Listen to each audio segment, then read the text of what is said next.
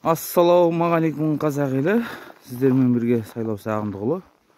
Бүгін міне 2022 жылдың қаңтар айының 27-сі.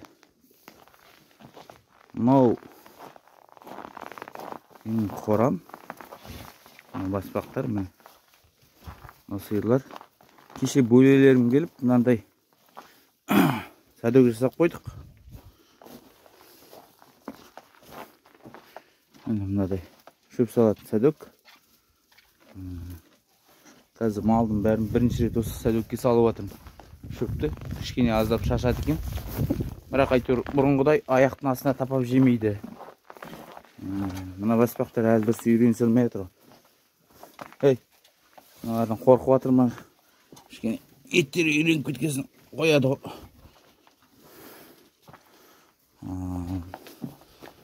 Бірақ бүгінгі бейнемнің негізгі тақырыбы бұл емес. Бүгін негізгі тақырыбы мына жақта. Мынау бүте қорағы.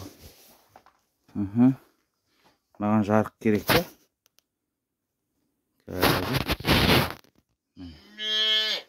Негізгі тақырыбы мынау. Бұл 2022 жылдың алғашқы төлі. Мына кеше түнде мына сиыр төлдеген. Шөп неге жемейсің? Шуын әлі түспей тұр. Мына сиырдың шуы әлі түспей тұр. Мына жыл су беруін бердік.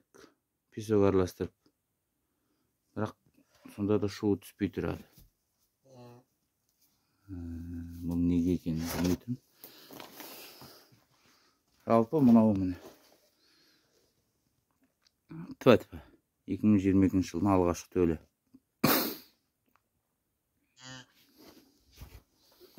Мынау сиырлар жататын жер. Мынау әдейі бұзауға жылы осында жауып қойғанымыз ғой. Біздің қорада есік жоқ міне бұл қораға. Мынау әлгі күзде туған екі лақ. Білмеймін қайдан шығып кететін, әйтеуір шығып кетеді осы екеуі. Сыртынан тұрып жейді. Мен қойларым.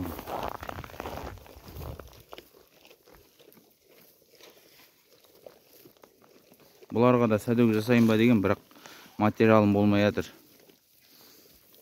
Материал жинап алсам бөшке ме бірдемеден сәдөк жасап алам ба деген ой бар. Шөп салатын. Қандай етіп аяқ астына тастамай. Әзірге осы. Келесіде көріскенше.